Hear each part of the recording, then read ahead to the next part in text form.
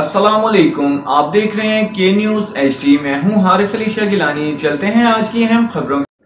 ताज़ा तरीन खबरों से बाखबर रहने के लिए हमारा चैनल सब्सक्राइब कीजिए। लिए चलेंगे रेनाला खुर्द, जहां से रिपोर्ट कर रहे हैं हमारे नुमाइंदे सरफराज अहमद भट्टी। चाइल्ड लेबर से काम लेना कानूनन जुर्म है। 14 साल से कम उम्र बच्चों से काम करवाने पर 5 लाख रुपए जुर्माना, 6 माह कैद। डायरेक्टर लेबर उकाड़ा चेयरमैन तहसील प्रेस क्लब एजाज ताहिर कादरी सदर जहूर अहमद शाहीन से गुफ्तगू करते हुए डायरेक्टर लेबर उकाड़ा सैयद नज़ीर अब्बास शाह ने बताया कि 14 साल से कम उम्र बच्चों से काम करवाना कानूनन जुर्म है, जिसकी सज़ा 5 लाख रुपए जुर्माना और 6 माह की कैद है। वालिदैन अपने 14 साल से कम उम्र बच्चों के स्कूलों में दाखिले को यकीनी बनाएं। 14 साल से कम उम्र बच्चा भट्टा खश्त पर काम करता पाया गया तो इस जुर्म के इर्तिकाब के जिम्मेदार भट्टा मालिक बच्चे के लवाहिकीन होंगे।